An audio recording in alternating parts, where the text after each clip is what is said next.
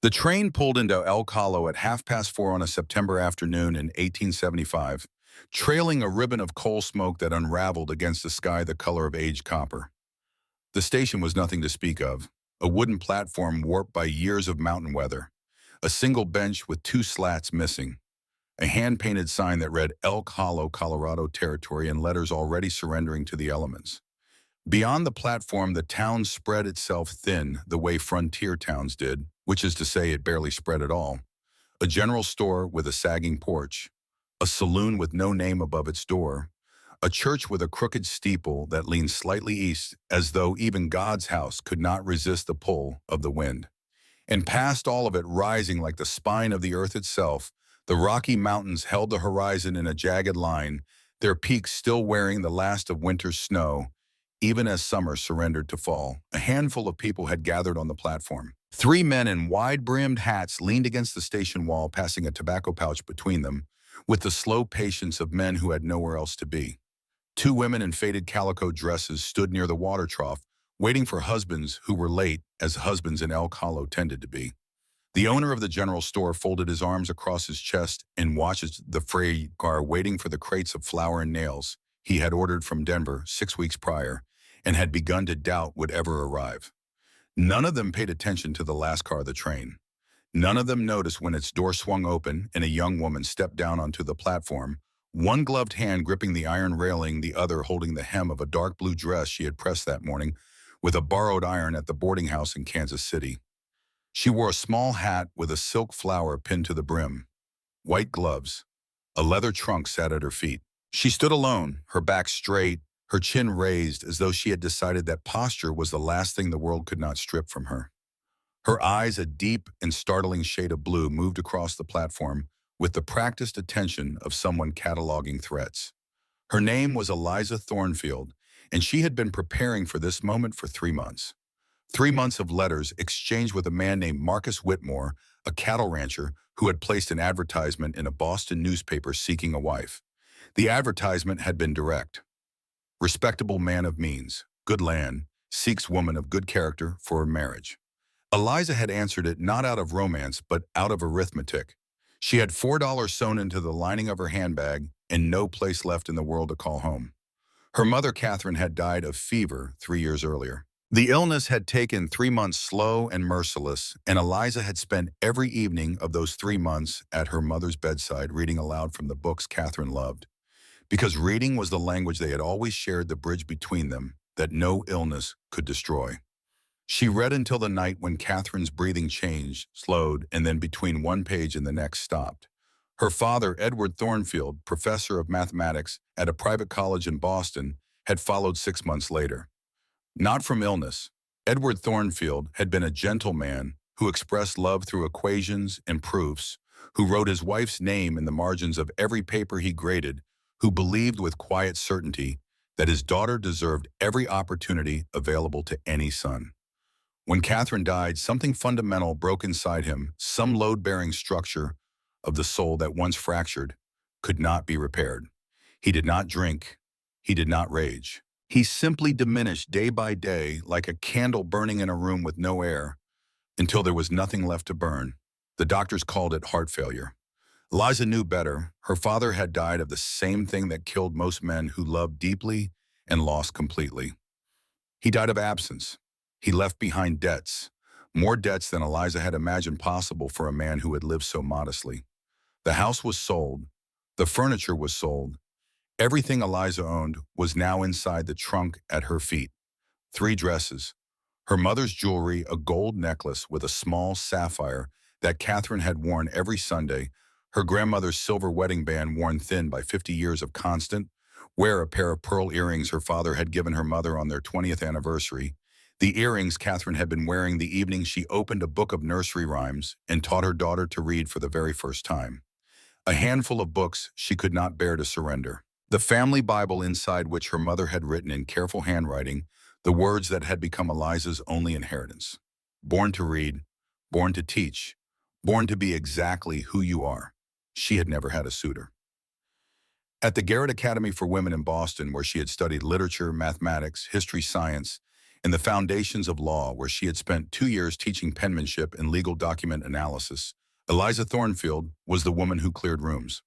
Too intelligent, too direct, too unwilling to pretend she was less than she was so that the men around her could feel more. She had answered Marcus Whitmore's advertisement because she was desperate, but she had told herself she was being brave. There is a line between the two so fine that most people never see it. Now she stood on the platform in Elk Hollow, watching Marcus Whitmore walk toward her, and she felt the familiar cold weight settle in her stomach. She could see his expression before he opened his mouth. She had seen that expression before, many times, on the faces of men at Boston dinner parties when she answered a question with too much intelligence for a woman. On the face of a male colleague at the Garrett Academy when she corrected an error in his lecture before the entire class. On the face of the banker who held her father's debts when she found the unfair clause in the contract, and he knew she was right and he hated her for it. It was the expression of a man realizing that the woman before him was not what he had ordered. Marcus Whitmore was tall and broad, his face hardened by sun and wind, into something that might have been handsome if it were not currently twisted with contempt. He stopped 6 feet away, close enough to be heard by everyone on the platform, far enough to make clear she was unwelcome. "I sent for a wife," he said. His voice cut through the small crowd like the crack of a whip. Not angry, worse, dismissive. Not a woman who thinks she knows more than every man in this territory. Silence fell over the platform, not the comfortable silence between friends. The awful silence that comes when everyone stops breathing, at the same time stops talking, stops moving because they want to hear clearly what is happening. Because a woman is being torn apart in the open air, and the audience has gathered. Eliza's hands trembled. She pressed them flat against her sides. Her throat tightened, but she did not cry. She would not cry. Not here. Not before these people. "Go back east," Marcus said, already turning his back to her. "Where women know their place, I will not marry you." The crowd parted for him as though Eliza carried disease. Whispers followed. "Too much schooling rots the brain. What kind of woman wants to be smarter than a man?" She had it coming. Each phrase landed with surgical precision, finding the exact place where it would hurt most. Eliza sat down on her trunk because her legs would no longer hold her. Everything she owned was inside it. 3 dresses, jewelry, books, $4. The last dollar she had possessed had bought a one-way ticket to this place. There was no return fare. There was nowhere to go back to. A woman in calico started toward her with pity in her eyes, but her husband caught her arm. "Don't get involved, Martha." Eliza closed her eyes. The afternoon sun beat down through the small hat with the silk flower, the hat she had chosen with such care to appear worthy of being someone's wife. How absurd that seemed now. How bitterly, perfectly absurd. "You planning to sit there all day?" The voice was low and rough, belonging to someone accustomed to saying very little and meaning every word. Eliza opened her eyes. 3 men stood before her. Her first instinct was alarm because 3 unknown men standing over her in a town that had just watched her be humiliated was not a situation she would have chosen. But she looked more carefully. What she found on their faces was not contempt. It was not pity either. It was something she had not yet learned to read. The man who had spoken was the tallest of the 3, with shoulders wide enough to block the afternoon sun. His eyes were an unusual color green, shot through with gold, the color of young wheat catching morning light. He held his hat in his hands, the only gesture of respect he seemed to know. His skin was deeply tanned, his hands calloused, scarred across the right knuckles. This was not a man who wore a vest and sat behind a desk. This was a man who worked. The second stood a step behind, sandy-haired with gray-blue eyes that studied her with suspicion he made no effort to conceal. He did not want to be here. Every line of his posture said so. The third was the smallest, though still taller than most, with dark curly hair and brown eyes that held something warm and patient and difficult to define. "I'm considering my options," Eliza said, holding her voice as steady as she could manage. "Doesn't look like you have many." "Thank you for that observation." The tall man's mouth moved slightly, almost a smile, but it stopped before arriving. "Silas Hayes, this here is Jonah. And Micah. Eliza Thornfield, though I expect my reputation has preceded me." "Heard everything." Silas glanced toward the departing crowd. "Whitmore is a fool." From behind, Jonah spoke for the first time. His voice was sharp and carried no warmth. Silas, a word. He pulled Silas several steps away. He did not lower his voice. Have you lost your mind? Bringing a stranger up the mountain? We don't know who she is. Could be Blackwell sent her. Blackwell didn't send her. She was just thrown out in front of the whole town. Exactly why it's suspicious. Jonah. The single word spoken quietly carried the authority of a man who had been making decisions for others since he was 16 years old and had learned that certainty mattered more than volume. Do you trust me? Silence, 3 heartbeats long, then Jonah exhaled. I trust you, not her. That'll do. Micah, the third man, had not joined the argument. He had walked to Eliza and crouched so his eyes were level with hers. The gesture was unhurried, respectful, the act of a man who wanted to speak as an equal, rather than from above. Are you all right? He asked. The question was so simple it nearly shattered her. No one had asked her that all day. Not a single person since she had stepped from the train into the dust of Elk Hollow had thought to ask whether she was all right. I'm fine, she lied. He looked at her with brown eyes that seemed much older than 27. You don't have to be fine, he said. Not after that. Then he rose and returned to the others, leaving space where others would have crowded. Silas came back, Jonah behind him, wearing a scowl that indicated he had lost the argument but not the war. I have a proposition, Silas said. I'm not interested in propositions, Mr. Hayes. Not that kind. His jaw tightened, and Eliza realized he was struggling too in his own way with what he was about to reveal. I need a teacher. You need employment. That's all there is to it. Why would 3 men living on a mountain need a teacher? The question came out sharper than she intended, and what followed changed everything she believed about the man standing before her. Something moved in his eyes, not anger, something deeper and more painful. Shame. The bone-deep shame of a grown man forced to confess the thing he has spent his entire adult life concealing. Because I cannot read. He said it quietly, so quietly she leaned forward to hear. And that is about to cost me everything I own. A pause, then, all 3 of us, none of us can read, not one word. The admission struck Eliza with more force than Marcus Whitmore's rejection. 3 grown men, clearly strong, clearly capable, clearly having survived and built lives in mountain wilderness, where lesser men would have perished. And not one of them could read a single page. Not because they lacked intelligence, because no one had ever given them the chance. There is a man named Blackwell, Silas continued. He claims we signed papers selling him our water rights. We never signed anything. But we cannot prove it because we cannot read what those papers say. You need a lawyer, not a teacher. Lawyers want money we don't have, and they use words we don't understand. He looked her in the eye. I need someone who can teach us to fight back using the same weapon they are using against us. Eliza looked at her trunk, everything she owned. She looked back at Silas Hayes, whose green gold eyes contained something she had not expected to find in a mountain man who could not read his own mail. A fierce, quiet intelligence, not the kind that comes from classrooms, the kind that comes from surviving. Room and board, separate quarters, Silas said, shifting to negotiation. $30 a month. I want 40. Don't have 40. Then we're finished. She began to lower herself back onto the trunk. Silas caught her elbow, gently but firm. 35. The most I can manage and still feed 4 people. Jonah cut in. Silas, we can't afford. We'll manage. Eliza withdrew her arm. 35, plus anything I earn from teaching others. Agreed. And I want it written down. For the first time, Silas Hayes smiled, and his smile transformed his face entirely. The severity fell away. What remained was a warmth so unexpected, it was like watching sunlight break through the clouds of a winter storm. That, he said, is exactly why I'm hiring you. Micah lifted her trunk as though it weighed nothing. Jonah said nothing, but his gray-blue eyes followed Eliza as she climbed aboard the wagon, watchful, measuring, not hostile, but far from welcoming. As the wagon rolled away from the station, Eliza heard the last whisper carry from the platform. Following 3 strange men up a mountain, shameless. She raised her chin. She did not look back. She had been judged her entire life. One more time made no difference. The road climbed steadily upward through country Eliza Thornfield had never imagined. The wagon was old, but solidly built. every plank fitted tight, every nail set true by Micah's hands.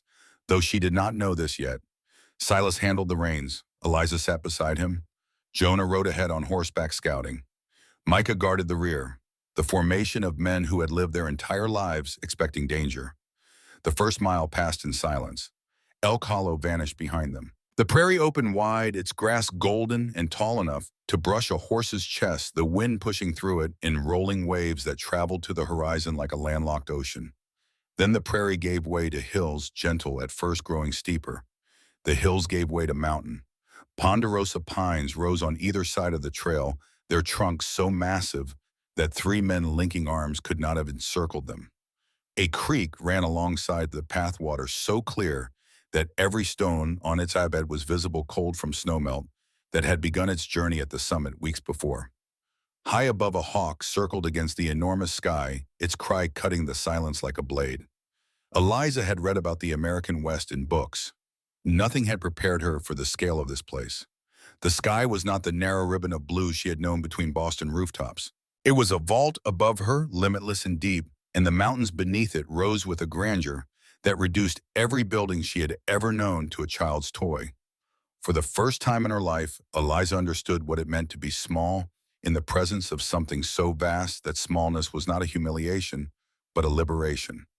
As the trail climbed higher, the world below fell away in stages like shedding layers of a life that no longer fit. The foothills gave way to dense forest, the trees so tall their canopy filtered the light into shifting patterns of green and gold on the forest floor. A clearing opened to the right, and Eliza caught her breath. The valley below stretched out like a painting meadows golden in the lowering sun, the creek a bright thread through the grass, and beyond, range after range of mountains fading into blue distance until the farthest peaks dissolved into the sky itself. She had used the word vast in sentences her whole life. She had never understood what it meant until this moment. This is why he will fight, she thought, not for money, not for pride. Because a man who wakes every morning to country like this, who drinks water that has traveled from a snow-capped summit to his door, who can stand on his own porch and see 50 miles of land that answers to no one, such a man does not give up what is his. This land was where his father was buried, where Martha was buried, where 19 years of labor had soaked into the soil. Losing it would not mean losing property. It would mean losing history, losing memory, losing himself. "Are you afraid?" Silas asked, his eyes on the road, terrified. "Good means you are not stupid." He told her about himself in the same flat tone a man might use to describe the weather. 35 years old, 19 years working this land, could not read anything except his own name and perhaps 50 other words. His mother Martha had raised 3 orphan boys alone on this mountain after his father was killed in a logging accident when Silas was 7. She had taught them everything they needed to survive. Hunting, tracking, building, reading the weather from the clouds. But she could not teach them to read because she could not read herself. "The mountain doesn't need letters," she used to say. "The mountain needs strong hands and a clear head." When Martha died, the winter Silas turned 16, she left behind 200 acres and 3 boys who knew how to survive anything except paperwork. Micah rode alongside. "Aunt Martha taught us everything that mattered. She just couldn't teach what she didn't know." Jonah rode back from ahead. Trails clear, nobody following. He glanced at Eliza. "My cousin hired you because he trusts you. I do not. You will need to earn that." "Let him speak," Eliza said. She held Jonah's gaze without challenge but without retreat. "I understand. I am a stranger. I will prove to myself." Jonah studied her for a long moment, then gave a short nod and rode forward again. "That is the best you will get from him," Micah said quietly. "Jonah does not hate you. He is only afraid of losing someone else." When the wagon rounded the last bend, the smell reached Eliza before the sight did. Wet grass, livestock, wood smoke curling from a stone chimney, the honest, rough scent of a place where people lived and worked and endured. Micah pointed toward wildflowers growing along the fence line, purple and yellow against weathered wood. "Aunt Martha planted the first ones. They come back every spring on their own now." He did not explain why he was telling her this. The flowers were a monument, the only memorial Martha Hayes had ever received and the only one she would have wanted. Something alive, something that kept growing. The ranch was a place that had been cared for, A pine log house, solid, its roof pitched steeply for winter snow. A spacious barn with straight, hung doors. Micah's craftsmanship, 40 head of cattle on the meadow, and the creek flowing from the mountain clear and steady, the heartbeat of everything. The reason Victor Blackwell wanted this land. It's not much, Silas said, helping her down. A dog bounded toward them, a mutt of boundless enthusiasm. That's Ranger. Friendly. You are not what I expected, Silas said, after she scratched the dog's ears and stood. What did you expect? Softer, more breakable. I am both of those things. I am just not only those things. Her room was small and clean with its own door, a bed that had been made with care, the blanket folded at precise angles, the pillow placed just so.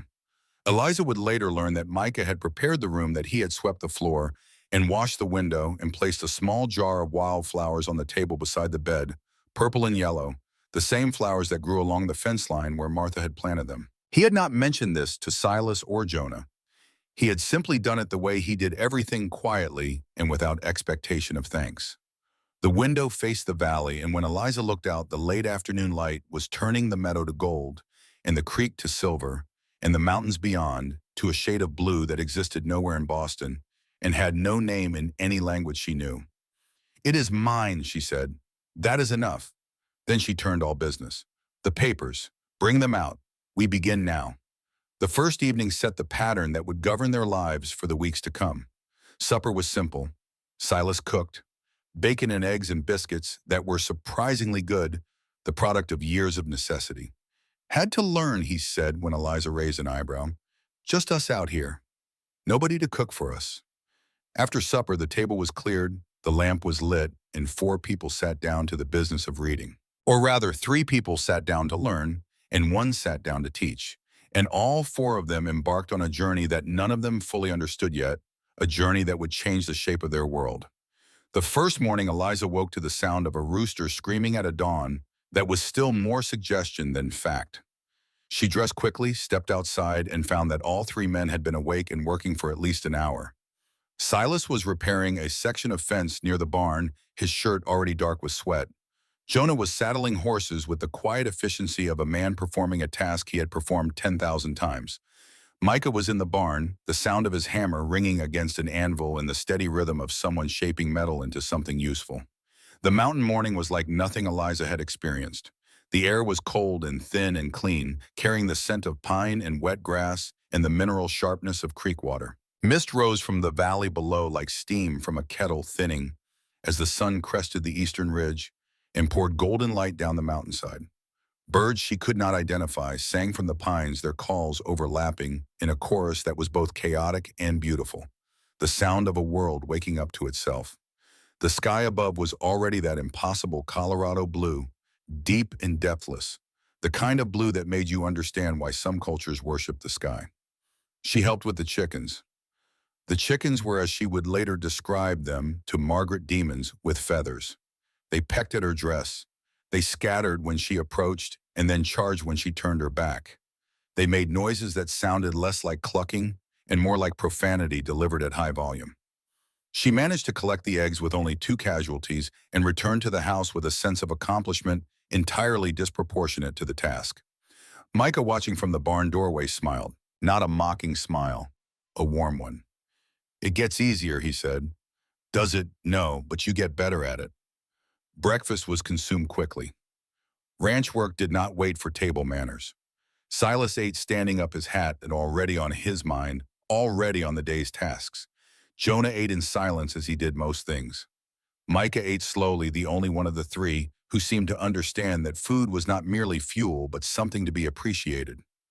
Over bacon, Eliza asked about Blackwell, and the temperature at the table dropped several degrees. He owns more than half the county, Silas said.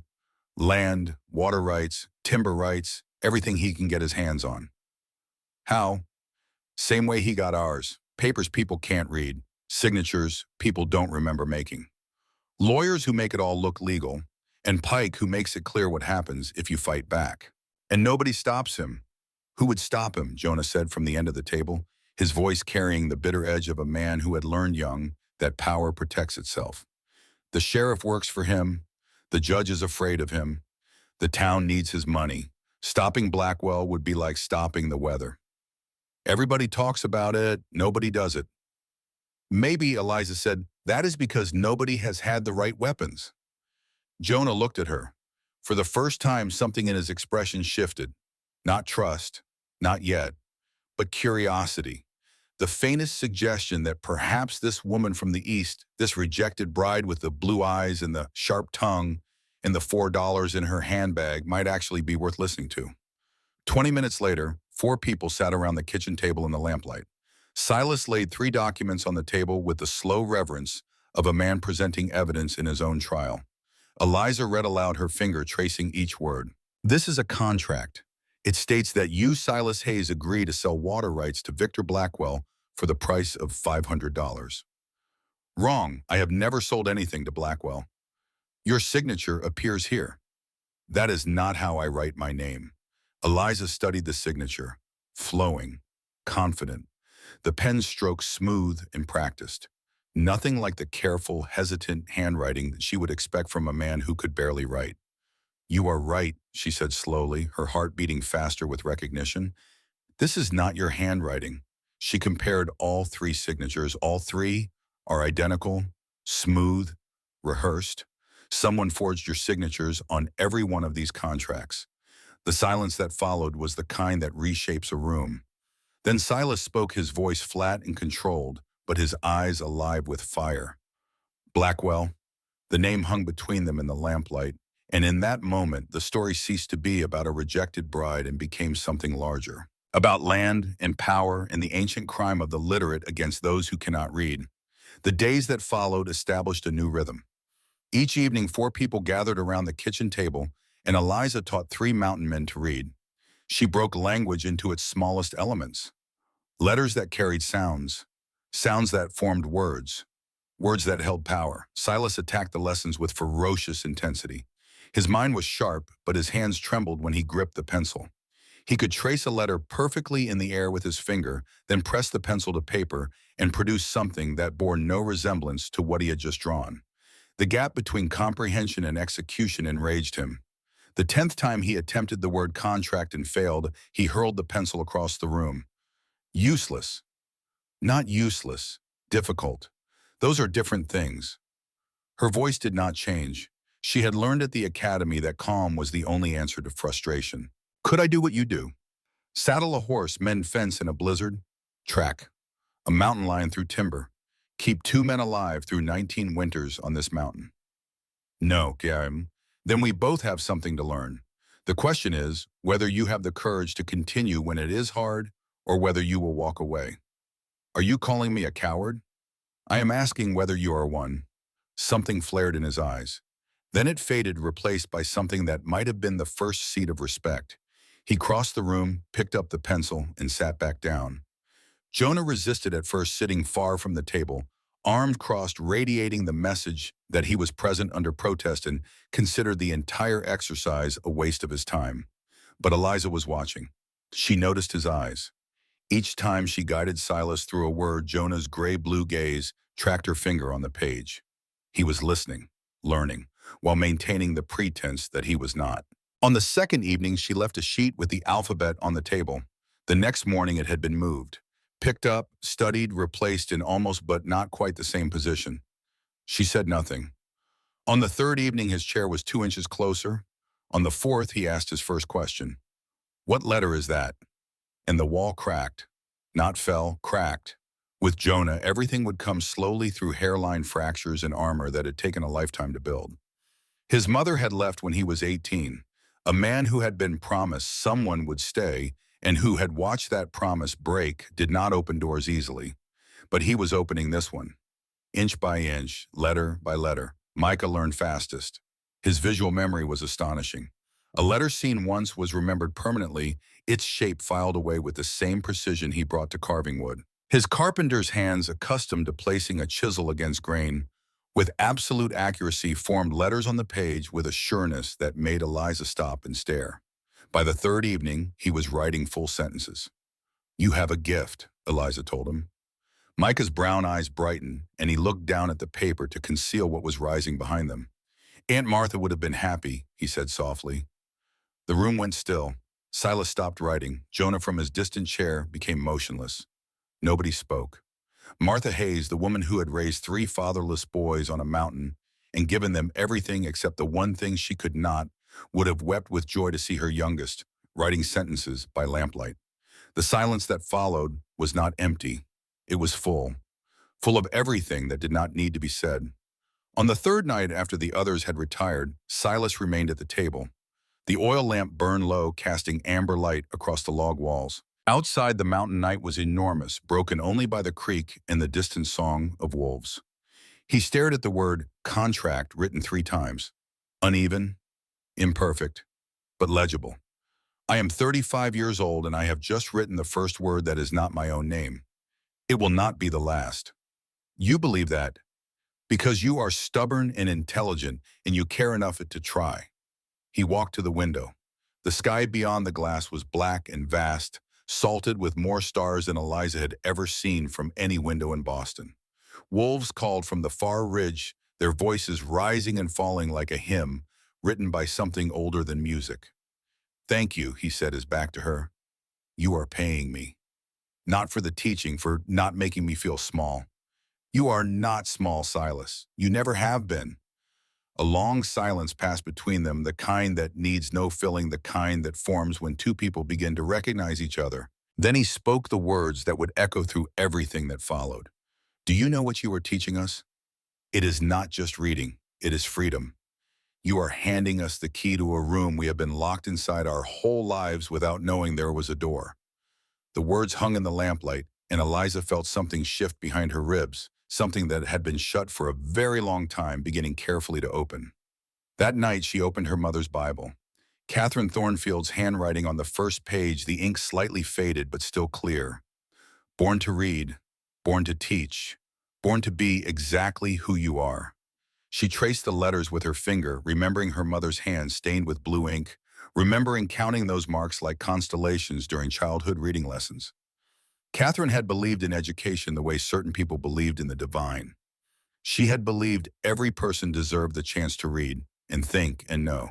And she had raised her daughter to carry that belief into a world that did not always welcome it.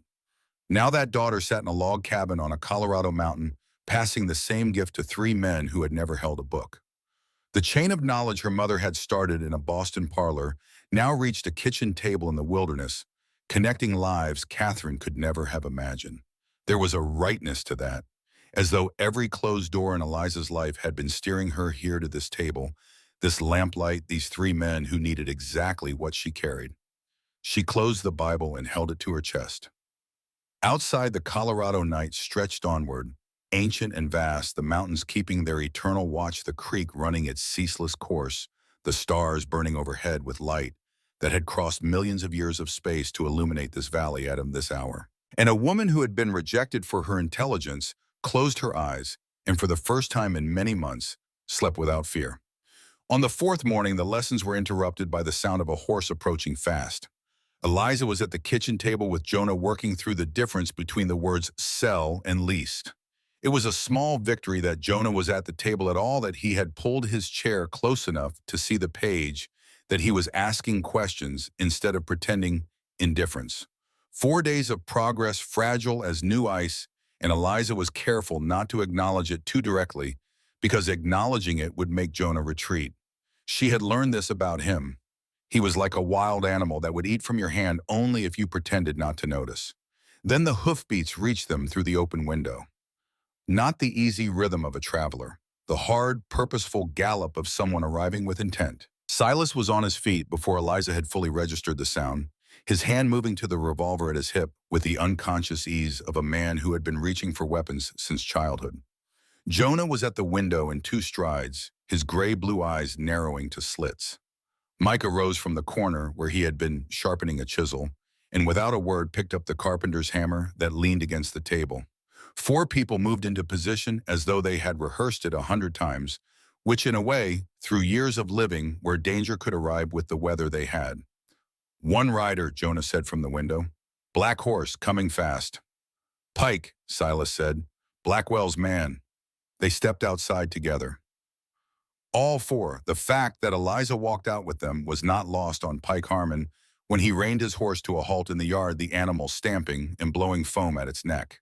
Pike was a lean man with a narrow face built for meanness, small eyes that sat too close together, and the look of someone who had learned early that cruelty was easier than kindness and had never bothered to unlearn it. His gaze swept from Silas to Eliza, lingered on her longer than necessary, then moved to Jonah and Micah and back to Eliza. Hayes, his voice was thin and sharp, heard you hired yourself a tutor. Whole town's talking, wondering why you'd bring a woman up the mountain, unless you've got something to hide. Silas stepped forward, placing himself between Pike and Eliza, but Eliza moved to his side. She did not need anyone standing in front of her.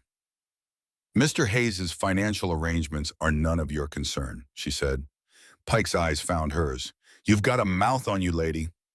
I have a mind behind it and the vocabulary to express it. If that threatens you, I suggest you consider why. For a moment, Pike's face went blank with surprise. He was not accustomed to being challenged by a woman half his size who did not raise her voice. Jonah had moved to Silas's other side, his hand resting on the knife at his belt. Micah stood behind Eliza, not blocking her, but present. The formation was instinctive, a wall built from trust and years. Pike spurred his horse forward, close enough that Eliza had to step back to avoid the animal's shoulder. Silas caught the bridle and held it. Touch her again, he said, his voice barely audible, and you will not ride home. Pike wrenched the reins free, wheeled his horse, and paused at the edge of the yard. You're all making a mistake. Then he was gone, dust rising behind him like a curtain drawn across a stage. In the silence that followed, 4 people stood in the yard and listened to the hoofbeats fade. The dust settled. A meadowlark called from the fence post, oblivious to the fact that the world had just become more dangerous. Ranger, who had been hiding under the porch during Pike's visit, emerged cautiously and pressed himself against Eliza's leg, trembling. Eliza knelt and put her arms around the dog. Her hands were shaking too, though she would not have admitted this if asked. Pike Harmon was not the most frightening man she had ever encountered. That distinction belonged to the banker in Boston who had smiled at her while explaining that he intended to take everything her father had left behind and that there was nothing legally she could do about it. But Pike was dangerous in a different way. The banker had been cruel within the boundaries of law. Pike had no boundaries at all. Jonah spoke, not to Silas, to Eliza. You held your ground. He said it the way another man might have said you survived an avalanche, not as a compliment exactly, but as an observation that carried within it a grudging revision of opinion. This was coming from Jonah Hayes, the equivalent of a standing ovation. Thank you. Don't thank me yet. It is going to get considerably worse. I know. Silas looked at Eliza. Something moved behind his eyes. Something he did not yet have the vocabulary for, either spoken or emotional. He turned and walked toward the barn without speaking, because Silas Hayes expressed his feelings the way mountains express their geology, slowly through accumulation and almost never with words. That evening, the 4 of them planned. Eliza laid out the strategy. We need to prove who forged the signatures. If Blackwell did it himself, we compare his handwriting on his own legitimate transactions with the forgeries on your contracts. County land records. Blackwell has bought dozens of properties. Every transaction requires his signature. Compare with what? Jonah asked, sharp and practical. The records are filed at the county office in town. The plan was simple. Sunday morning, when the town would be at church, Silas and Eliza would enter the records office. Jonah would watch the street. Micah would take the ridge above town with his homemade telescope. Sunday arrived under a sky so blue it looked painted. Elk Hollow streets were empty.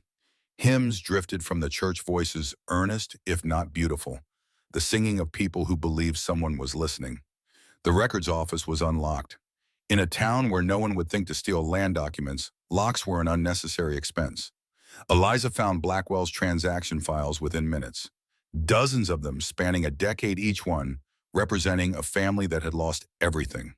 She pulled 5 of the most recent and spread them beside the forged contracts. Her heart began to beat faster. The signatures were not merely similar, they were identical. The same slant, the same pressure, the same way the letters connected. Victor Blackwell had signed his own name on his legitimate purchases, and Silas Hayes's name on the forgeries with the same hand. He did it himself, Silas whispered, standing beside her close enough that she could feel the tension radiating from his body like heat from a stove. The same hand. His voice carried the particular quality of a man absorbing a truth that is simultaneously obvious and devastating, the way the answer to a question you have been asking for years can arrive and feel both inevitable and shocking at the same time. For 12 years, Victor Blackwell had been stealing from families who could not read. For 12 years, he had been forging signatures with the same hand that signed his own name on legitimate documents, leaving a trail that any handwriting expert could follow if only someone had thought to look. And no one had looked because the people being stolen from could not read the evidence of their own theft, and the people who could read had no reason to care. Eliza was copying furiously, her pen racing across paper, recording every detail that might matter in a courtroom, when Jonah's signal came. A short, sharp whistle. Then the door opened. Victor Blackwell filled the doorway, tall, silver-haired, impeccably dressed, gray eyes cold as January creek water. He took in the scene with the calculating patience of a man who has spent decades assessing situations and finding them to his advantage. "Well, this is interesting." "Public records," Eliza said. "Public building." On a Sunday when the office is closed, his smile did not reach his eyes. "Convenient." He offered to buy the land. Cash. Today. The figure he named was staggering. Eliza felt her breath catch. But Silas did not hesitate. "No. You haven't heard the amount." "Don't need to. The land is not for sale." Two words that carried the weight of graves and sweat and 19 years of survival. Blackwell turned to Eliza, the rejected bride. "Marcus told me everything. What happens when you lose Miss Thornfield? You will be set back where you started. Alone. Penniless. Unwanted. I would rather lose with dignity than win by theft." Then something unexpected. Blackwell paused at the door. The cruelty dropped from his voice, replaced by something that might have been honesty. "My father had land once, Miss Thornfield. Good land back east. He believed in fairness, in justice, and they took everything. Banks, lawyers, men in fine suits like the one I wear now. They took it all and left him to die in a ditch. I watched him die. Not from disease, from losing everything that made him who he was." He paused.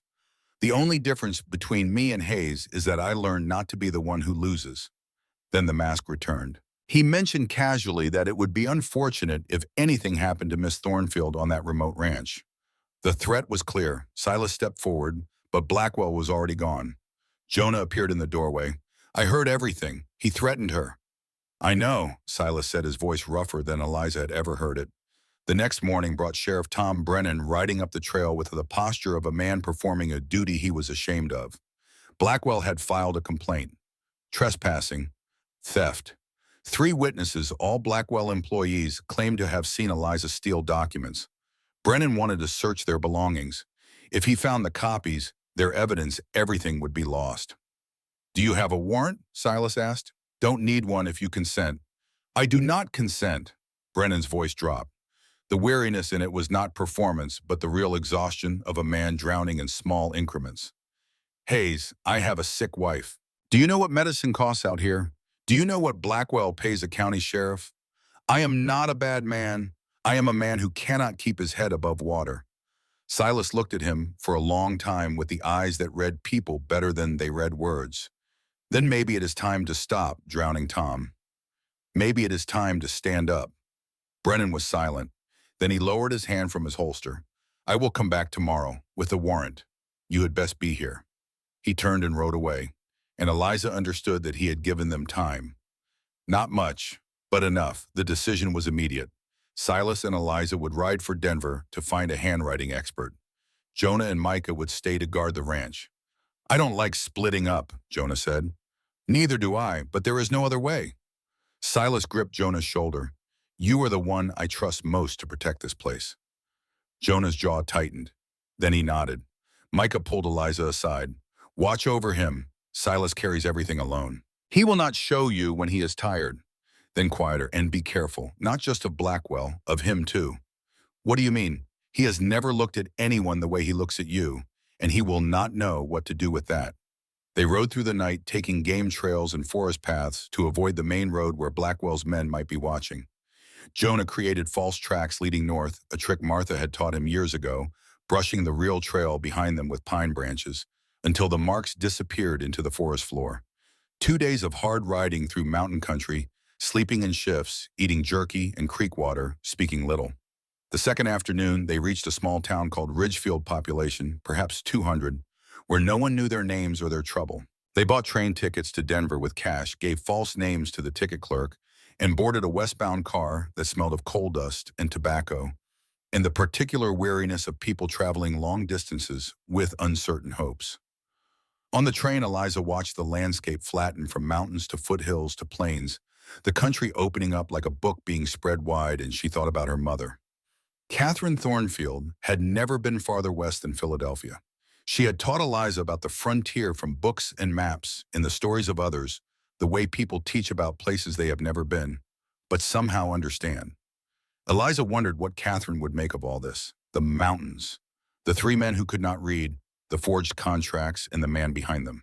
The fact that her daughter, who had been trained to parse sentences and analyze legal documents in a Boston academy, was now riding a train across Colorado territory with a mountain man she was falling in love with, heading to a city she had never seen, to find an expert she had never met, to fight a battle she was not certain she could win.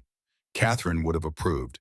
Catherine would have said this was exactly the kind of thing that education was for. Silas sat beside her on the hard wooden bench, his hat on his knees, his eyes on the passing landscape. He had not been to Denver in 3 years. The last time he had come to buy a plow blade and had been cheated by a merchant who added extra charges to a receipt Silas could not read. The memory still burned. "This time will be different," Eliza said, though he had not spoken. He looked at her. "How did you know what I was thinking?" "Because you touched the scar on your hand when you are remembering something that hurt you." He looked down at his right hand at the crescent-shaped scar on the knuckles where the horse rope had bitten, and realized she was right. He had been rubbing it without knowing. In Denver, Eliza sold her mother's jewelry. The pawnbroker's shop was on a narrow street near the rail yards, a dim room that smelled of metal polish and old velvet, its glass cases filled with the surrendered possessions of people who had run out of options.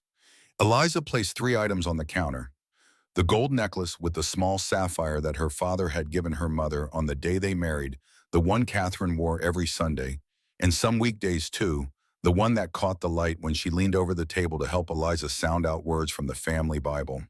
The silver wedding band that had belonged to her grandmother, a plain ring worn thin by 50 years of wear, a ring that had never left the old woman's finger until the day she was buried. And the earrings, small pearls set in gold, that Edward Thornfield had given Catherine on their 20th anniversary, the earrings she was wearing the evening she taught Eliza to read her very first book, a volume of nursery rhymes whose pages had been turned so many times the corners were soft as cloth. $400. The pawnbroker counted the bills onto the counter with the practiced indifference of a man who had bought other people's memories 1,000 times and had learned not to think about what they meant. Eliza took the money. She did not cry. Not inside the shop. Outside on the sidewalk, with the noise of Denver traffic around her, the rattle of carriages, and the shout of vendors, and the clang of a blacksmith's hammer from across the street, she pressed her palms against her eyes and allowed herself 30 seconds of grief. 30 seconds for the necklace. 30 seconds for the ring. 30 seconds for the earrings her mother wore when she opened the book and pointed to the first word and said, "This one says cat. Can you say cat?" 30 seconds for the last physical evidence that Catherine Thornfield had ever existed on this earth. Silas stood beside her. He did not speak. He did not say it would be all right. He did not tell her she was brave. He did not offer any of the hollow words that people use to fill the space around someone else's pain. He simply stood there, his shoulder touching hers, as solid and silent as the mountains they had left behind, and let her grieve. When she lowered her hands and drew a breath and straightened her back, he was still there. He would always be there. This was how love began between them. Not with words, with presence, with the willingness to stand beside someone in their worst moment and offer nothing except the fact of being there. They found Professor Edmund Hartley in a third-floor office at the University of Denver that looked as though a library had exploded inside it. Books stacked on every surface, papers covering the desk in geological layers, a magnifying glass the size of a saucer, 3 different pairs of spectacles, and behind it all, a man of 73 with white hair that went in 4 directions, a vest missing 1 button, and eyes that were sharper than any blade Silas had ever sharpened on a whetstone. Hartley listened to their story without interruption, which was unusual for him because Edmund Hartley had opinions about everything and rarely kept them to himself. But something about the young woman with the blue eyes and the mountain man with the calloused hands and the forged contracts on his desk made him listen. When Eliza finished, he picked up his magnifying glass and bent over the documents. 3 hours passed. He measured pen angles with a protractor. He examined pressure patterns under a lamp held at different inclinations. He muttered to himself in Latin and occasionally in what appeared to be profanity. Silas sat in a chair that was too small for him and watched with the patient stillness of a man who had spent his life waiting for animals and weather and who understood that some things could not be rushed. "Same hand," Hartley said at last, straightening with a series of pops from his spine. "Every signature on those contracts was written by the same person who signed Victor Blackwell's own purchase agreements. I have examined 47 cases in my career and never once been overturned. I will stake my professional reputation on this conclusion." He paused. "But I will not travel to testify without legal protection. This Blackwell of yours sounds like a man who solves problems by creating larger problems." It was Hartley who opened the door that changed everything. "I know a lawyer," he said, removing his spectacles and polishing them on his vest. "She contacted me 2 years ago about a case involving forged land documents in Elk Hollow. The same Blackwell. She has been building a file, but she lacked the one thing every prosecutor needs: a case strong enough to go to trial. I believe you may have just brought it to her." Margaret Aldridge arrived at Hartley's office the following afternoon, and Eliza understood immediately why the professor had chosen the word formidable to describe her. 44 years old, dark hair pulled back with the severity of someone who had no time for vanity, eyes that assessed a room the way a general assesses a battlefield. She wore a dark dress of good quality, but not fashion the dress of a woman who wanted to be taken seriously and had learned that in a courtroom full of men, every detail of appearance was either a weapon or a vulnerability. She sat down across from Silas and Eliza and placed her own file on the desk beside theirs. It was thick. 2 years of work. And then she told them why. Her sister Sarah had married a farmer named Robert Palmer, a good man who worked honest land outside Elk Hollow. 5 years ago, Victor Blackwell presented a document showing that Robert had signed over water rights to his property. Robert swore he had never signed anything, but he could not prove it because the signature on the paper looked enough like his to fool a judge who was not looking closely, and because Robert Palmer, like so many men in that territory, could not read well enough to know what he had supposedly signed. He lost the farm, he lost the water, he lost everything except the bottle, which he found quickly and held on to tightly. Sarah watched her husband disappear into whiskey and despair. She watched her 3 children go hungry. She wrote letters to Margaret in Denver that grew shorter and more desperate with each passing month. And then one night in January, when the creek behind the house was frozen solid and the temperature had dropped below zero, and the children were sleeping in a room she could no longer heat, Sarah Palmer walked out the back door and down the hill and onto the ice and kept walking until the ice broke. They found her body 2 days later, caught against a fallen tree a quarter-mile downstream. Margaret told this story without tears. She had cried for Sarah already in private, in the dark, in the rooms where no one could see. What remained was something harder than grief, something that had been refined in fire and would not break. "I took Sarah's children," she said, "and I made a promise over her grave. I would destroy the man who killed her. If your evidence holds," she said, looking at the documents on Hartley's desk, "and Edmund tells me it does, I can obtain a letter of safe passage from Territorial Judge Morrison. I can represent you in court. Free of charge." "Why free?" Margaret looked at Silas with eyes that held 12 years of cold, patient fury. "Because watching Victor Blackwell lose everything he has taken from others is the only fee I have ever wanted." Eliza and Silas spent 3 days verifying Margaret's credentials. Her office was real. Her clients were real. Her record in court was real and impressive. The story about Sarah was confirmed by the county records in Elk Hollow, which Margaret had obtained through proper legal channels, a detail that would matter greatly in the days to come. She was exactly who she said she was, and she was, as Hartley had promised, formidable. Meanwhile, back at the ranch, Jonah and Micah fought a quiet war of attrition against an enemy who attacked not with bullets, but with wire cutters and poison, and the patient cruelty of a man who knew that he could afford to lose cattle and fencing indefinitely while the Hayes brothers could not. The first night after Silas and Eliza departed, Jonah sat on the porch with his rifle across his knees and watched the darkness. He did not sleep. Sleep was a luxury for men whose land was not under siege. Micah took 3-hour shifts sleeping on the floor just inside the front door with his boots on and his hammer within reach. They communicated in the wordless language that 19 years of shared mountain life had built between them. A nod toward the north tree line meant movement. A raised eyebrow meant nothing, just wind. A hand on the shoulder held for a moment meant, I am here, and I am not going anywhere. On the second day, Jonah found the north fence cut, not torn by an animal or broken by weather. Cut cleanly, 3 strands of wire severed with clippers, the kind of damage that required tools and intention. Cattle had wandered through the gap during the night, scattering across the hillside and into the timber beyond. It took 4 hours of hard riding to round them up, 4 hours, during which the house and the creek and the water supply were unguarded. Micah repaired the fence under a sun that hammered the back of his neck like a blacksmith's blow, his hands blistering and bleeding from the barbed wire rewinding and splicing and restringing with the same meticulous care he brought to everything he built. He did not complain.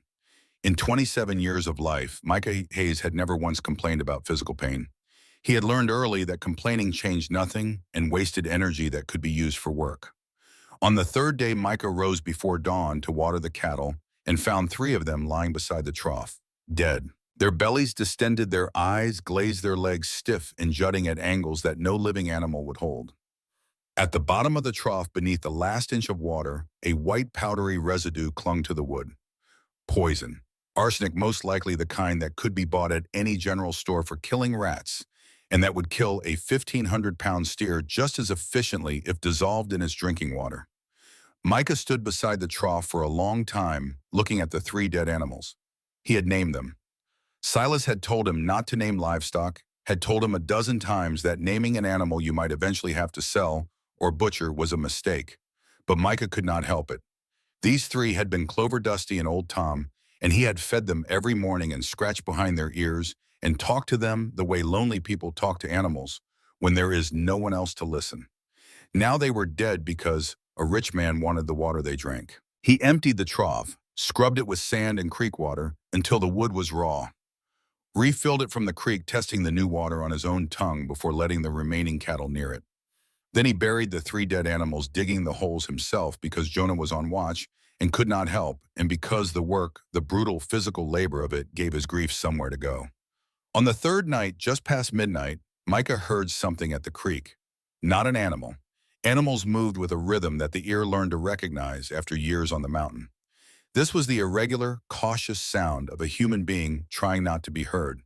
He took the hammer and went alone, because Jonah could not leave the house unguarded and because someone had to protect the water. In the moonlight, silver and cold, he found a man crouching at the edge of the creek, pouring something from a tin canister into the current. The man was large, larger than Micah, with a bandana pulled up over his nose and a hat pulled low. The confrontation lasted perhaps 10 seconds. The man saw Micah and swung. His fist caught Micah on the left cheekbone with enough force to make the mountain tilt sideways. Micah staggered but did not fall. He brought the hammer up in a wide arc, not to strike, but to warn the heavy head whistling through the air close enough to the man's face that he could feel the wind of it. The man ran, disappeared into the trees like a shadow swallowed by larger shadows. Micah stood alone by the creek in the moonlight, his cheeks swelling, his hands trembling from the aftermath of adrenaline, and did what he always did. He cleaned. He checked the water. He made sure the source was pure. He protected the thing that kept them alive the way he had been protecting things his whole life, quietly, thoroughly, without asking for recognition. When he returned to the house, Jonah was standing in the doorway. He looked at the bruise darkening on Micah's cheek. "We should go after them." "No, we hold the house. That is the job. If they come again, then we hold the house again. Silas trusted us with this. I will not break that trust." Jonah ground his teeth.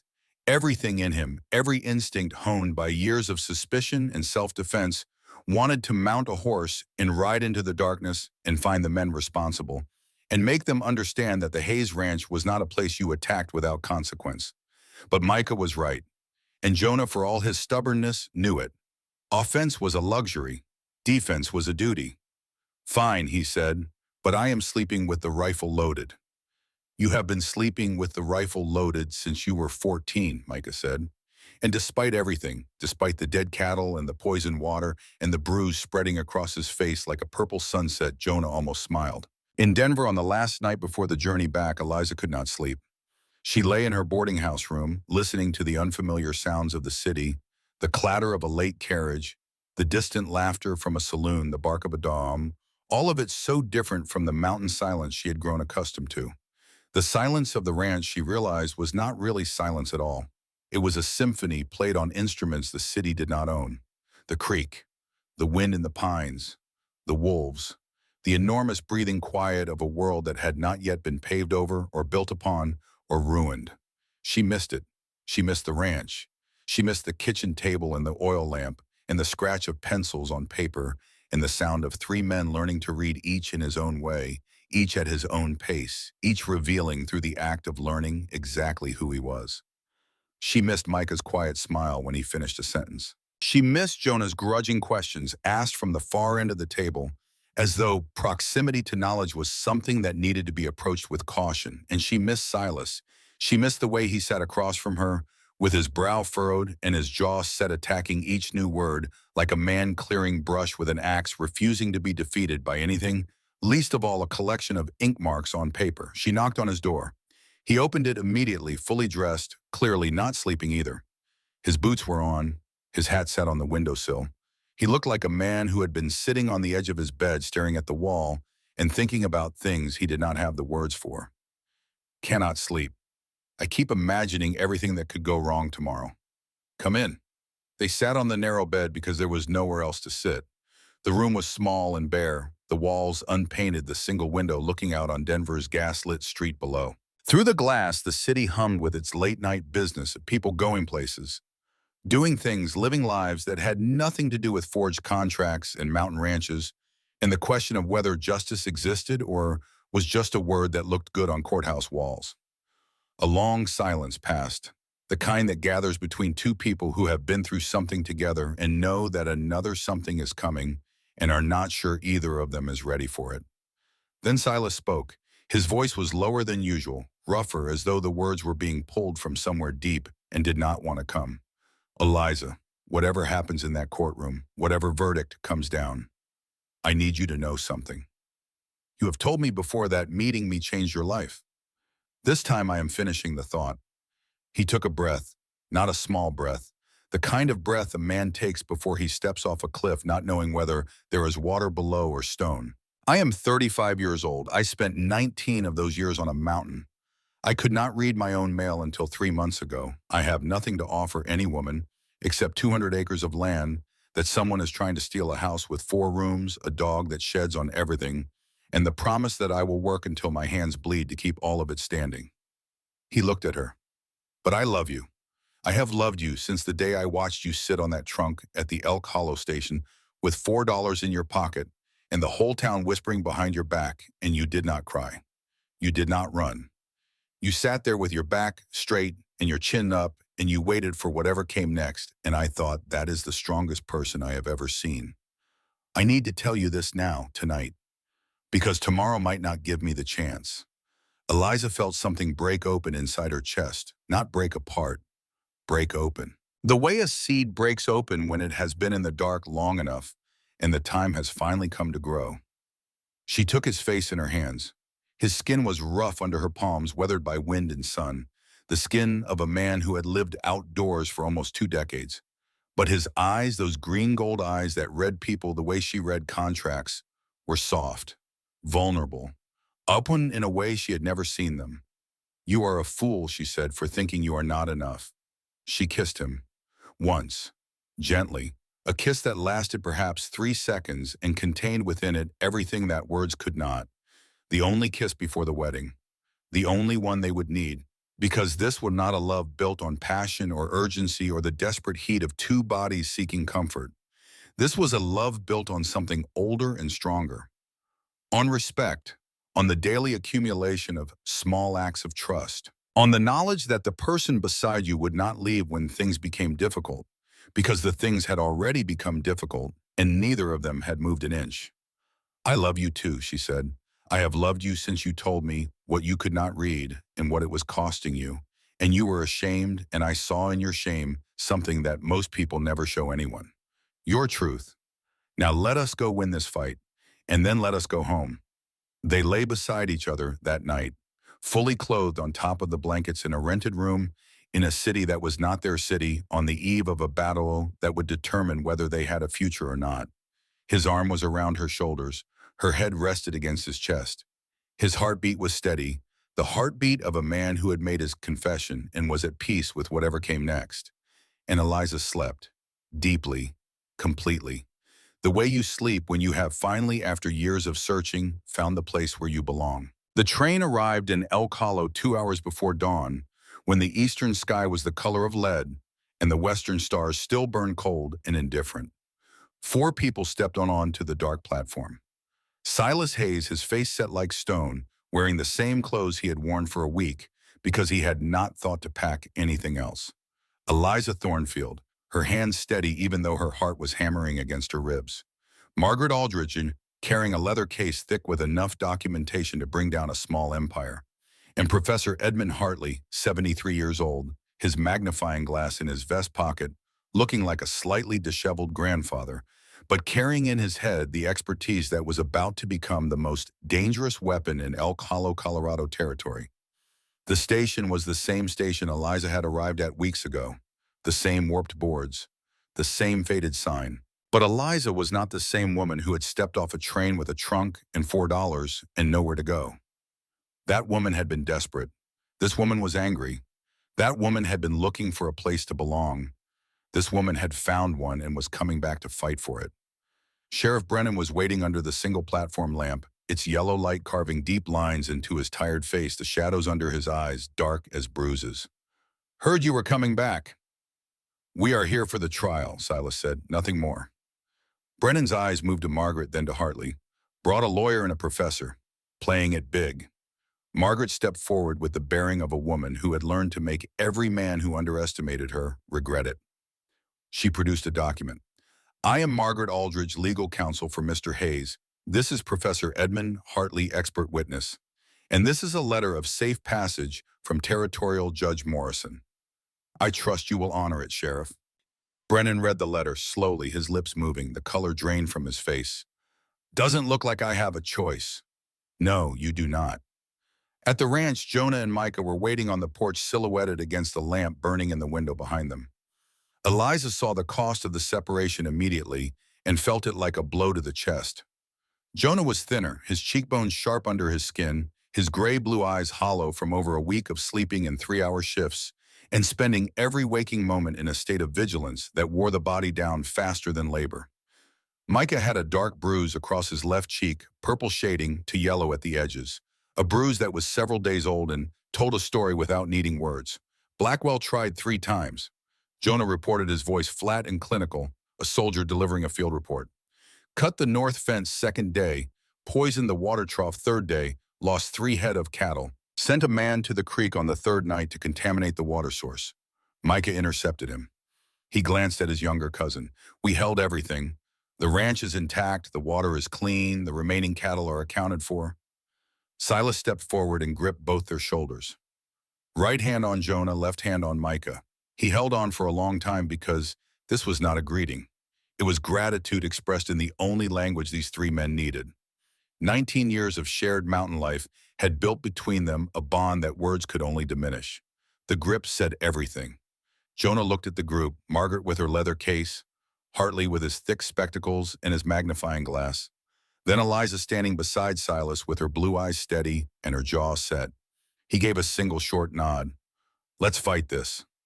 2 days of preparation followed, intense and compressed, the cabin transformed into a command post. Margaret covered the kitchen table with documents and notes, drilling Silas on his testimony for hours, teaching him how to handle hostile cross-examination, how to tell the truth without providing ammunition, how to look a man who wanted to destroy him directly in the eye and not blink.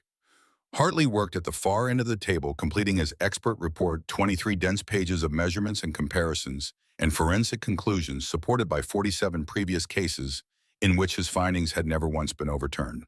Eliza organized every piece of evidence they had gathered, cross-referenced each document, built a complete timeline of Blackwell's known land acquisitions, and anticipated every argument the opposing lawyers might deploy. Her mind worked with the systematic precision she had learned at the Garrett Academy, each thought connecting to the next in an unbreakable chain. Jonah and Micah took turns standing guard, one always on the ridge with the telescope, the other always within reach of a weapon. On the second night, hoofbeats sounded in the darkness. Not Pike. Victor Blackwell himself, riding alone, reining his horse at the edge of the cabin's lamplight, with the confidence of a man who had never imagined losing. "Mr. Hayes, one word. Speak. Last chance, the offer stands." His gray eyes moved from face to face.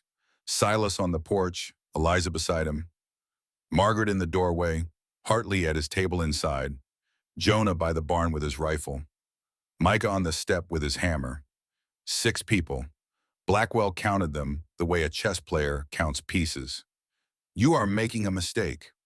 "The only mistake is yours," Eliza said, believing no one would stand up. He turned to Margaret. "Miss Aldridge, I know about your sister, a tragedy." "Do not speak her name." Margaret's voice could have cut iron. Blackwell smiled the smile of a man still certain of victory. Then he turned his horse and vanished into the night. No one slept. 6 people sat around the kitchen table eating roasted meat and drinking black coffee. Hartley told stories from his 47 trials. Margaret laughed for the first time since losing her sister. Jonah offered a single dry remark that drew a moment of surprised silence and then laughter from everyone. And in that small room on the eve of their fight, they became something more than allies. They became in the way that only shared danger can forge a family. Then Jonah turned to Eliza. The words came slowly, pulled from a place he had kept sealed for years. "I was wrong about you." "How so?" "Oh, I thought you would run when things got hard. I thought you were like my mother." His voice held no bitterness, only a sadness worn smooth by time, a sadness that had become part of him, the way a scar becomes part of skin. "She came from the East. She promised to stay. She left when I was 18 and never came back." He looked at Eliza. "You stayed. You are nothing like her." A pause. "You are one of us." From Jonah, those 5 words were not a compliment. They were an oath. Eliza simply nodded. Across the table, she saw Silas watching his cousin with something that looked like gratitude.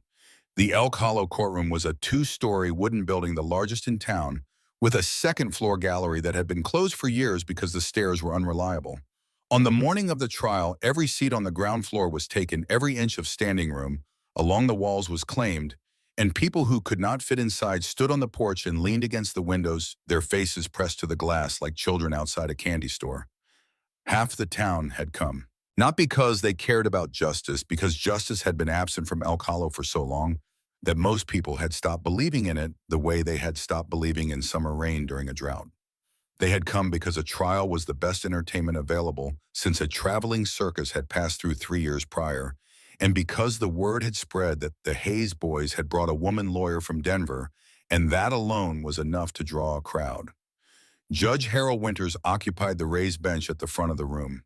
72 years old, white hair thinning at the crown, cold eyes behind thick spectacles that he polished compulsively with a handkerchief he kept in his left breast pocket. Hands that trembled slightly when they lifted the gavel, the tremor of age, not weakness. But a voice that did not tremble at all, a voice that had been sentencing men and ruling on disputes for 4 decades and had acquired the particular gravity that comes from having said things that changed the course of other people's lives.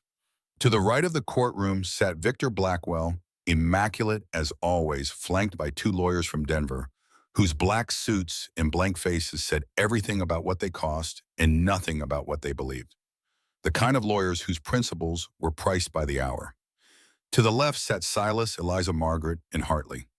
Silas wore the cleanest shirt he owned, which Eliza had pressed that morning with an iron borrowed from the general store owner's wife, who had wished them luck in a whisper while looking over her shoulder to make sure no one heard. Behind them in the front row, Jonah and Micah occupied space with the imposing stillness of men who were comfortable with silence and accustomed to being underestimated, which was a mistake that Blackwell's lawyers would not make twice. No one chose to sit beside them. There was on either side of the Hayes cousins a gap of empty bench that said more about the respect they commanded than any introduction could have. Blackwell's lead attorney opened smoothly.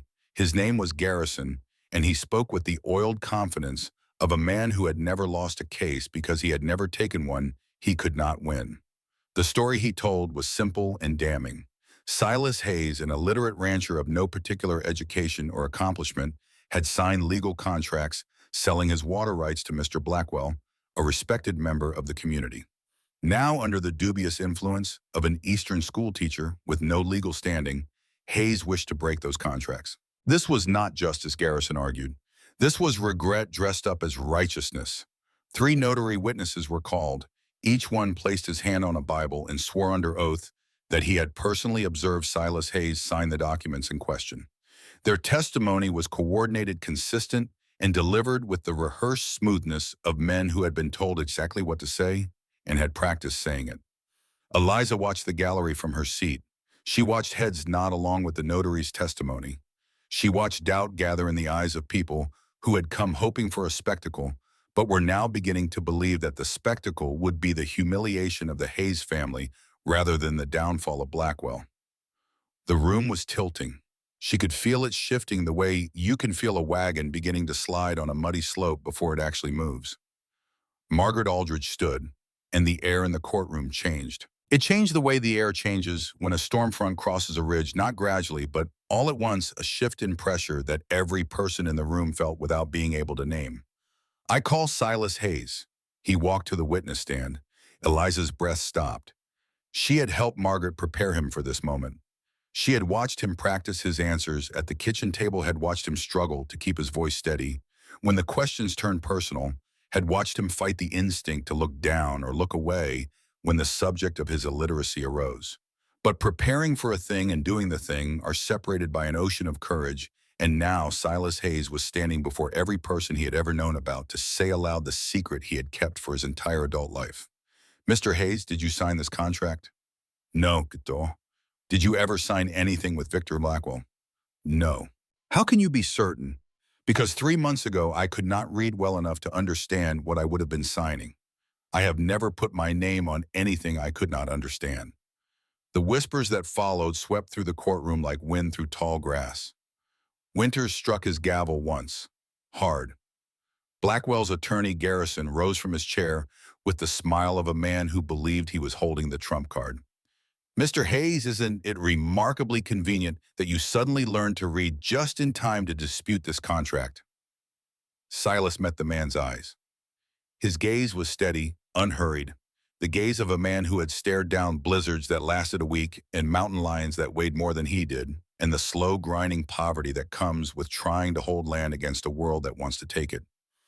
He was not going to be intimidated by a man in a black suit whose hands had never known a callus. "Not convenient, necessary. I learned to read to protect myself from people like your client, people who use words as weapons against those who cannot read." The courtroom went silent. Every person in the room understood what Silas Hayes had just said because every person in the room knew it was true. That those who could read had been taking from those who could not for as long as ink had existed. That this was not the failure of the illiterate, it was the crime of the literate. Margaret called the first notary witness back to the stand. "Describe exactly how Mr. Hayes signed. Which hand did he use? How did he hold the pen? Were the letters connected or separate? Did he sign quickly or slowly?" The notary, who had been coached on what to say but not on how to handle questions about specifics he had never actually observed, answered without hesitation. "Right hand, standard grip, connected letters, smooth fluid signature. He signed quickly." Margaret turned to the judge. "Your Honor, I request that Mr. Hayes sign his name now in open court for the record." Winters nodded. Silas took the pen. He wrote his name the way he had learned to write it. Slowly, deliberately, each letter formed separately, not connected. beginning each character from the bottom and working upward, the habit of someone who had taught himself to write in adulthood and treated every letter as its own careful construction. The signature he produced bore no resemblance to the one on the contract, and it bore no resemblance to what the notary had just described.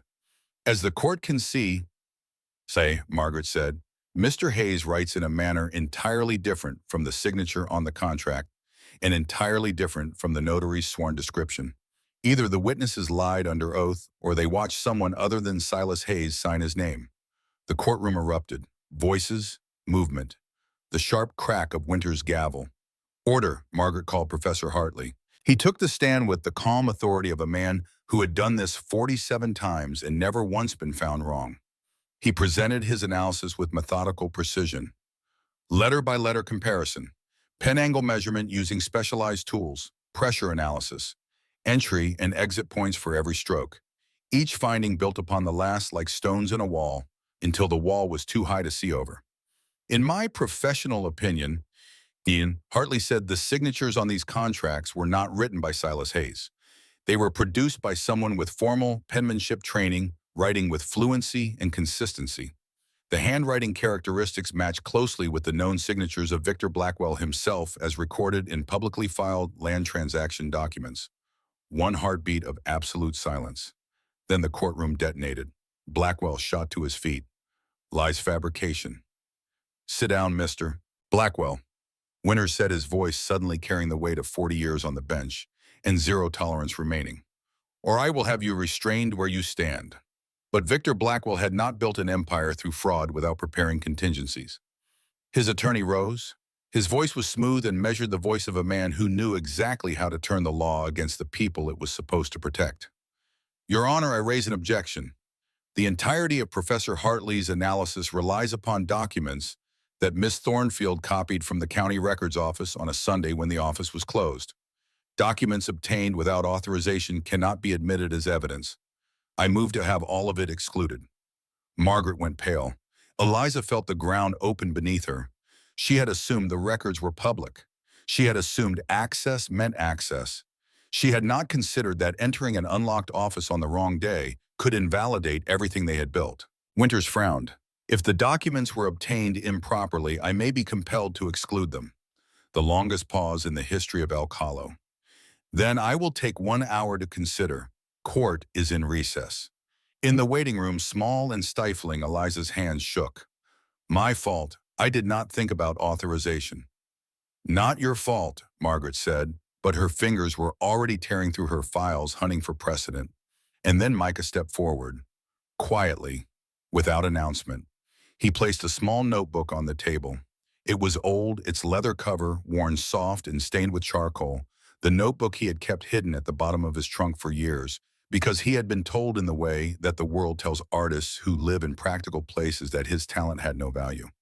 That drawing did not fell trees, that beauty did not feed cattle. He opened it. Inside were charcoal drawings of extraordinary precision. Every signature, every document, every figure and date, reproduced not from the originals but from memory, rendered by a visual recall so remarkable that the angles of the pen strokes, the variations in pressure, the subtle rhythms of the original handwriting that were all faithfully captured in the artist's recreation. I drew them, Micah said. His voice was soft and unsteady because he had never shown the sketchbook to anyone who was not family. From memory, each night after Eliza taught us, I drew what I had seen on the papers. I remembered the shapes before I understood what they meant. Drawing is how I understand the world. Margaret stared at the notebook, then at Micah. Her eyes lit with the sudden, fierce brightness of a lawyer who has just found the gap in the fortress wall. This is independent evidence, not a copy from the records office, an original work created from memory. No one can argue that a man stole his own recollections. She turned to Hartley. Professor, can you base an analysis on these drawings? Hartley studied the sketches with the attentiveness of a scholar encountering something he had never seen before. The precision is extraordinary. The handwriting characteristics are preserved. The angles, the pressure indicators. Yes, I can work with these. Court reconvened. Winters addressed the room. I have considered the matter. The means by which Miss Thornfield obtained the copied documents are legally questionable. Margaret stood. Your Honor, we submit supplementary evidence. Charcoal renderings of the signatures created entirely from visual memory by Micah Hayes constituting original artistic works with no connection to the copies made at the records office. Furthermore, we request that the court exercise its authority to subpoena the original records from the county office for direct examination. Winters paused. And then without hesitation, he did something that revealed for the first time who he actually was. Granted, clerk retrieve all land transaction records filed by or involving Victor Blackwell for the past 12 years. Every document. Blackwell's face lost its color. His attorneys conferred in frantic whispers. The clerk returned with a wooden crate, heavy full, 12 years of fraud packed into 3 cubic feet of paper and ink. Hartley examined the originals. 1 hour, the longest hour anyone in that courtroom had ever endured. 73 years old, bent over the table with his magnifying glass, comparing stroke against stroke, curve against curve, pressure point against pressure point, cross-referencing the county originals with his earlier analysis and with Micah's charcoal drawings. The courtroom watched in absolute silence. 60 minutes of an old man's steady hands standing between justice and its absence. He raised his head. They match, every one. The same hand produced the signatures on the Hayes contracts and no fewer than 12 other transactions in these records. The same hand that wrote Victor Blackwell's own signature on his legitimate purchases. The courtroom did not merely react. It broke open. Cries, sobs, the crash of a bench overturning. Blackwell surged to his feet, face dark with fury. Conspiracy, they manufactured the evidence. The evidence is county records certified and sealed, Winters said. His voice no longer trembled. It carried the full gathered weight of 40 years of jurisprudence and 12 years of patient waiting. They cannot be manufactured. He fixed Blackwell with a stare that could have stopped a clock. Mr. Blackwell, did you forge these signatures? Silence, the attorneys whispered. Blackwell said nothing. Your silence is noted. And then Harold Winters acted with a speed and decisiveness that shocked every person in the room, and in doing so finally revealed the truth about himself. He was not a corrupt judge. He was a patient one. For 12 years, he had known what Blackwell was doing. For 12 years, he had sat on his bench and waited because no one had ever brought him evidence strong enough to act on without being overturned on appeal. He had waited for someone brave enough, smart enough, and stubborn enough to build a case that could not be broken. Today, they had come. In the matter of Blackwell versus Hayes, I rule for the defendant. The contracts are fraudulent. Mr. Hayes retains full ownership of his land and all associated water rights. The gavel fell with the sound of a door slamming shut on 12 years of injustice. Furthermore, I order a full criminal investigation into every land transaction conducted by Victor Blackwell over the past 12 years. Every transaction, every signature, every victim, he looked at Margaret. Miss Aldridge, I trust you will represent the other victims. Margaret's eyes were bright. She had not cried since the day they pulled her sister's body from the creek. Yes, Your Honor. Sheriff Brennan, take Mr. Blackwell into custody pending prosecution. Brennan stepped forward. In his hands were the iron cuffs he had carried on his belt for years without ever having the courage to use them on the man who deserved them most. He closed them around Blackwell's wrists, and as the metal clicked shut, 12 years of cowardice fell from Brennan's face like a mask being removed. You have the right to remain silent, he said. I strongly suggest you exercise it. Blackwell looked at Silas as he was led toward the door. Not with anger, not with hatred, with something closer to acknowledgement. As though in the last honest moment of a dishonest life, he was recognizing that he had been beaten by an opponent who deserved to win. Outside the courthouse, the crowd had reformed into something new. Not the same crowd that had watched Eliza's humiliation weeks ago and done nothing. A different crowd. Some cheered, some stood motionless with shock. Some wept openly, tears falling down faces that had been holding them back for years. An elderly woman approached Silas, thin, frail, hands trembling, eyes red and raw with something that had waited a very long time to be released. My husband, she said, he lost our ranch to Blackwell 5 years ago. Said he signed a paper he couldn't remember signing. I thought he was lying. I thought he was a fool. Her voice broke. But he wasn't lying, was he? No, ma'am, Silas said gently. He was not. Margaret stepped forward. I will file on behalf of every family affected. It will take time, but there will be justice. 17 families came forward that afternoon. Each carried the same story. Land taken, homes lost, lives upended. Each finally permitted to believe that they were not foolish, not forgetful, not to blame. They were victims, and someone had finally stood for them. Jonah stood at the edge of the crowd watching. A young woman, the daughter of one of the victims, approached him. How did you find the courage to stand up? Jonah considered the question for a long time. Then he looked across the crowd to where Eliza stood beside Silas, the woman he had refused to trust on the day she arrived, the woman who had proven every one of his doubts wrong, because someone believed we were worth it. Micah sat on the courthouse steps with his sketchbook on his knees drawing. The moment Blackwell was led away, the moment Silas reached under the table and took Eliza's hand, the moment Jonah said she was one of them. The drawings were more than accurate. They were alive with feeling. Micah did not only remember shapes, he remembered what they felt like. The 6 of them rode home beneath a sunset that deserved a better audience than 6 tired people on horseback. But they were the audience it got, and they were enough. The sky burned gold and copper in a deep, aching crimson that faded upward through violet into the first faint stars. The mountains caught the last light on their western faces and held it there glowing as though the stone itself were savoring the warmth of a day that had changed everything. The creek in the valley below had turned from silver to amber, and the pines along the ridge stood black against the colored sky like sentinels at the edge of the world. It was the kind of sunset that makes a person understand why people pray. Not because anyone is listening, but because beauty on this scale demands some acknowledgement, some gesture toward the incomprehensible fact that the world, despite everything, remains capable of grace. When they crested the final ridge and the valley opened below them, Ranger came bounding up the trail with his tail creating its own weather, and the cabin sat where it had always sat, small and solid, and theirs and the mountains rose behind it, the way they had for millennia, and would for millennia, more patient and immovable, and utterly indifferent to the ambitions and heartbreaks of the small, stubborn people who built their lives in their shadow. Margaret and Hartley stayed one night. Dinner was simple: roasted meat, potatoes, whiskey that Silas had hidden beneath the barn floor. Jonah claimed he had known about it all along. Micah mentioned quietly that Jonah had helped himself twice. Jonah denied it without enthusiasm. For one evening, 6 people who had been strangers a month earlier sat in a small room on the side of a mountain and laughed, and the sound traveled through the open window and across the dark valley and dissolved into the vast Colorado night.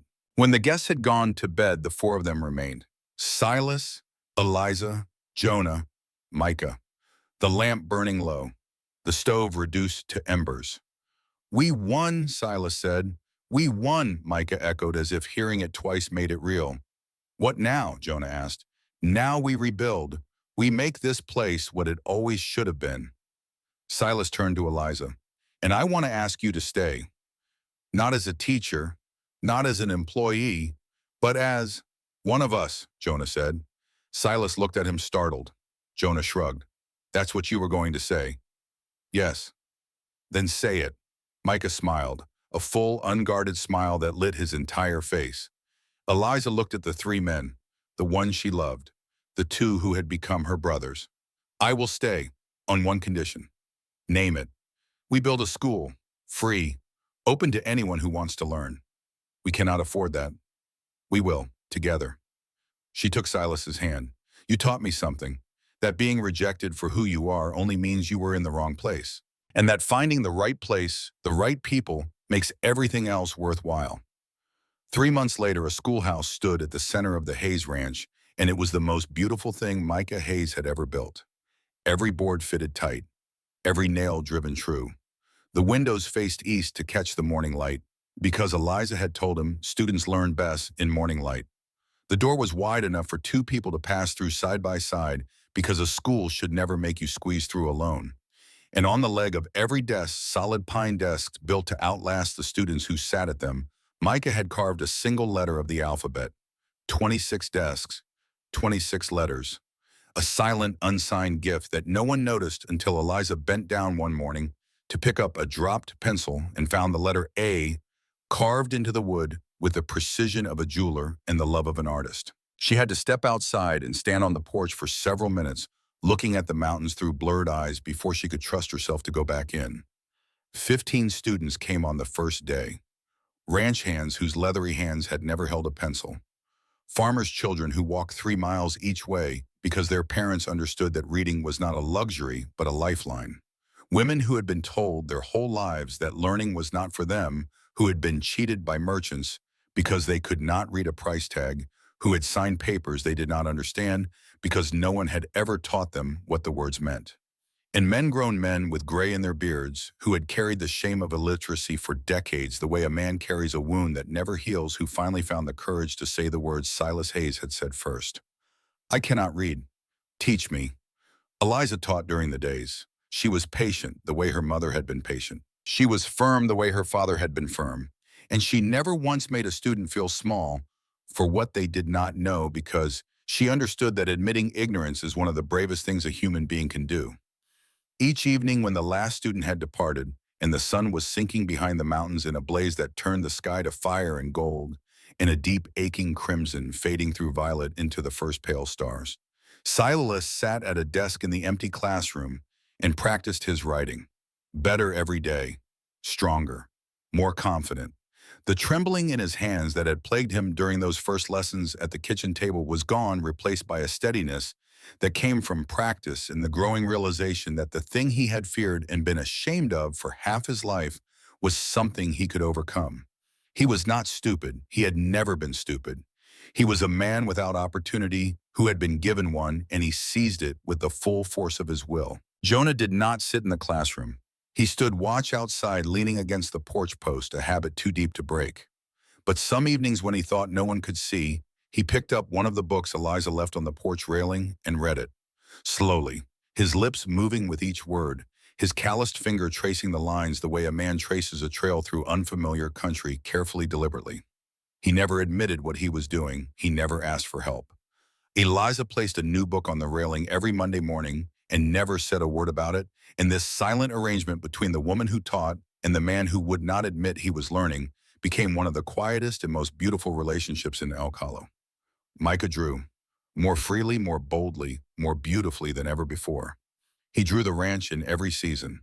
Spring with wildflowers blooming along the fence where Martha had planted the first ones.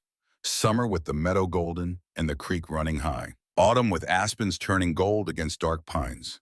Winter with snow on the peaks and smoke rising straight from the chimney into a sky so cold and blue it looked like it might crack. He drew portraits. Silas at his desk with the lamplight on his concentrated face. Jonah on the porch pretending not to read.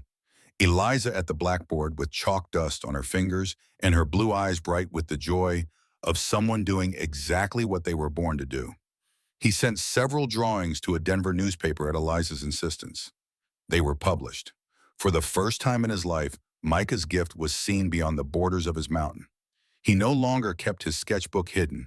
He left it on the kitchen table open where anyone could see it. The wedding took place on a Saturday in October beneath the old oak on the hill above the ranch. From that spot, you could see the entire valley. The creek shining in autumn sun, the meadow gold and green. The mountains stretching in every direction, range behind range blue, fading into sky until the distinction between earth and heaven dissolved, and there was only distance and light, and the feeling that the world was larger and more beautiful than any single life could hold. Every family they had helped came. 17 families, each bringing a dish, a word of thanks, a smile that carried the weight of rescued lives. The old woman whose husband had lost their ranch that stood in the front row. Margaret Aldridge stood beside Hartley, who had traveled from Denver for the occasion. Jonah served as best man without having been asked, because some roles do not need invitations. Micah stood at Silas's other side, holding the ring he had helped forge. Eliza wore a white dress she had sewn herself.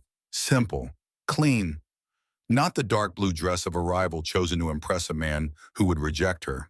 This dress was chosen for herself alone. Silas wore a silver ring forged from ore pulled from his own land, the land that belonged to the Hayes family by law and by right and by the labor of 19 years and the courage of 6 people who had refused to let it be stolen. When the preacher asked if she would take this man, Eliza did not hesitate.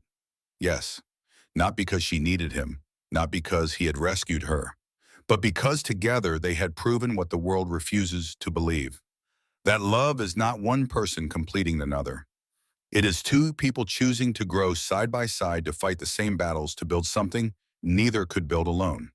And that being rejected for your intelligence, your strength, your refusal to make yourself smaller so that others might feel large is not an ending.